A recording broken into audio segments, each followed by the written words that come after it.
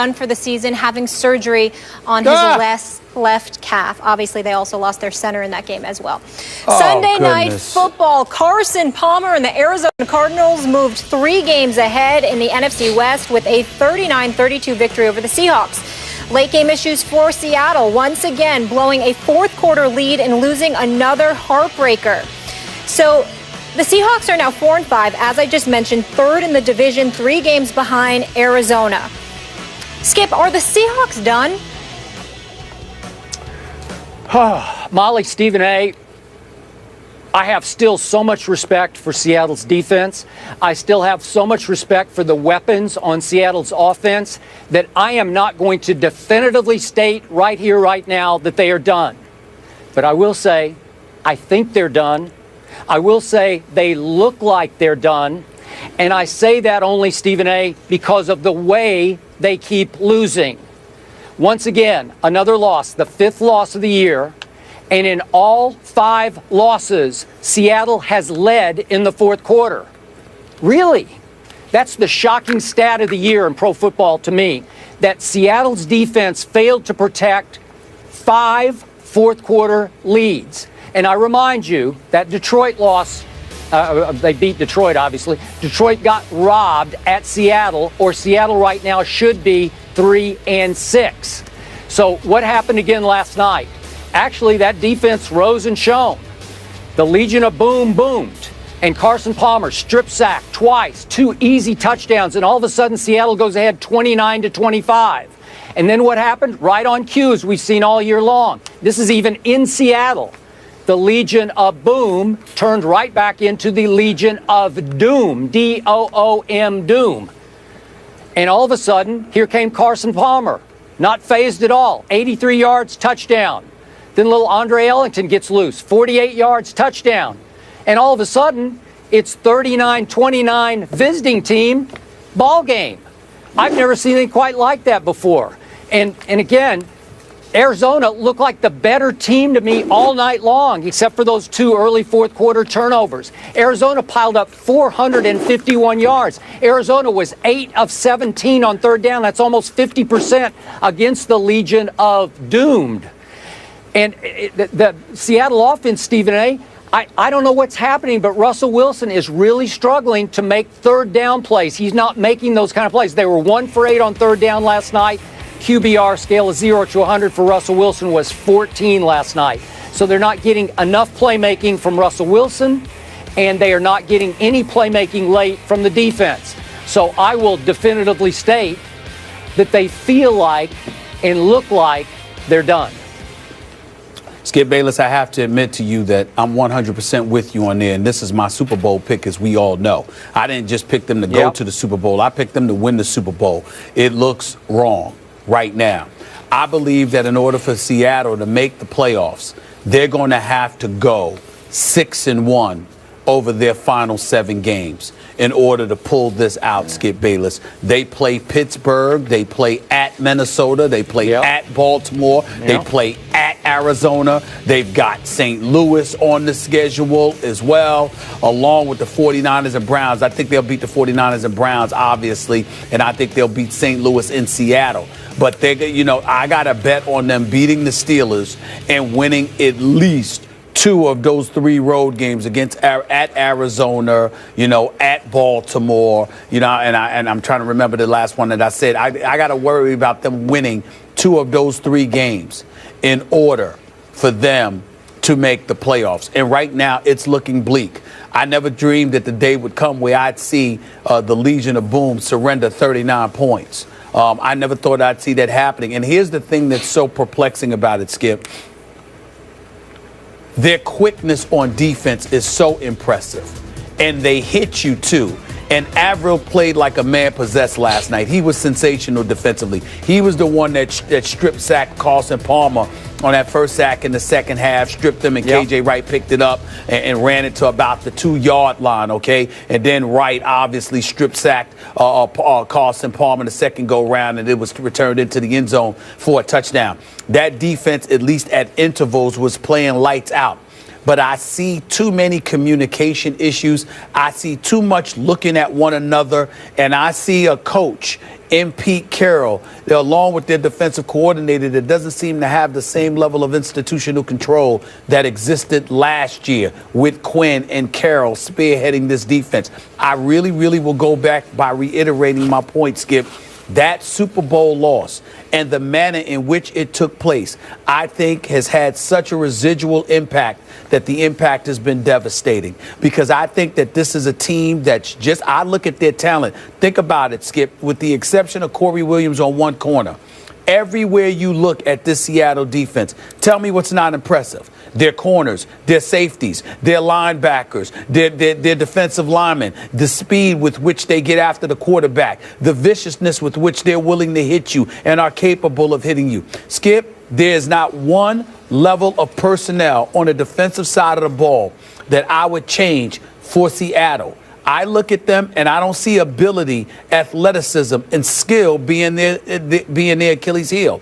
I see trust or lack thereof from one another with no leadership to look towards on the sidelines because they don't trust one another. And it started when Pete Carroll made the worst call in Super Bowl history, maybe NFL history, with the dumbest call on the planet by not giving Marshawn Lynch the football. And I contend, yet again, Skip, that his reasons for wanting to give the ball to Russell Wilson instead of Marshawn Lynch is up for grabs because you've got some people inside that locker room that feel he didn't want Marshawn Lynch to be the hero. He wanted Russell Wilson to be the hero. And it's a level of trust that is sorely lacking. On the offensive side of the ball, let's face reality. It's two problems that they have here. Basically, three. You only gave it to Marshawn Lynch 8 times. The guy averaged more than 5 yards a carry yesterday and scored a touchdown. And he was on the ball. You know you got a problem when Marshawn Lynch beast mode is on the sideline getting in guys' face to get them motivated to do their job. I never saw that before. Then you look at Jimmy Graham. There still seems to be something absolutely positively missing. And then last but not least, they can't protect Russell Wilson. Skip Bayless, this dude was running for his life half the game. He was running for his life. So I look at it from the perspective that they seem to be in a world of trouble. I'm going to wait another week before I decide. I expect them to beat San Francisco. But right now, just looking at them, in order to make the playoffs with Minnesota and Green Bay in the north, with Atlanta and Carolina in the south, with one of the teams having to come from the east, all right, and Arizona clearly going to be the team coming from the west, you have to go 6-1. I don't believe a 9-7 record is going to get you a wild card spot. It'll get somebody in the NFC East a division crown, but it's not going to get you the wild card spot in the NFC. You got to go at least 10-6, which means they've got to win 6 of their next 7. I'm not sure they can do it based on what I'm seeing. Maybe they'll come together because they realize their postseason aspirations are on the line. It's on the respirator. But that's what it's going to take. Because right now, Skip, I don't see ability being a problem. I see a lack of trust in a coach who betrayed their trust by making the dumbest call in Super Bowl history. That's what I see. I am very with you on all of your insight into this team that you did pick to get to the Super Bowl, win the Super Bowl. It feels like dissension is growing sort of under the surface here. And it started from that last play of the Super Bowl. There's a distrust, a mistrust of the head coach. And the new coordinator seems not to have the ability to unify the defense, to keep everybody on the same page, because I'm with you. Every other play, it seems like they're pointing fingers at each other. And I must say, Richard Sherman's not playing at quite the level he played at the last, really, 3 years, where he gives up plays every once in a while. He gave up the touchdown pass to Floyd when he bid a little bit on the underneath route, thinking that maybe he could get a quick pick. And they're all trying to make plays. They overreact occasionally.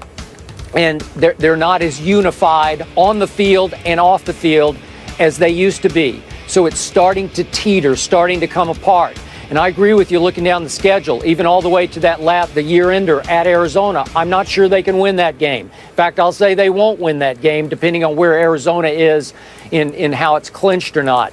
But it's looking like Arizona is clearly superior to Seattle. And then, to your point, as you watch Minnesota emerge in the North, and then you watch Atlanta still teetering but hanging in at, 6-3 in the South? Well, these are wild card possibilities, so it's going to put a lot of pressure on Seattle to get it in big gear, to get on a roll here. And when I look down that schedule, I'm with you. There's some losable games. By the way, they have to go to Minnesota in a couple of weeks, 3 weeks. Yep. So yeah, and it'll be December the 6th out in the cold. And Pittsburgh's the week before that. I don't know. You got it. So these are hard games for a team that's not right, that's not making the plays on either offense or defense. And I agree with you.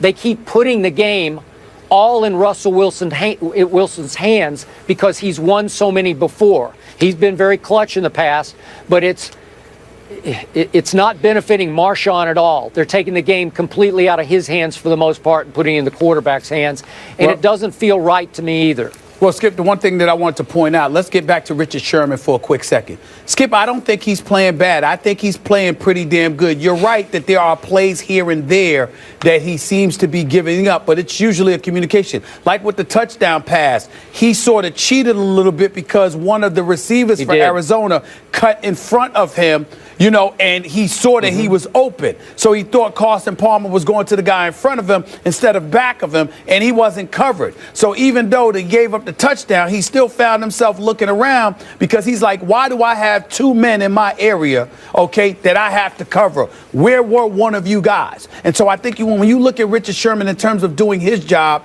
he's doing his job. Here's the critique of Richard Sherman that I think we all need to point out.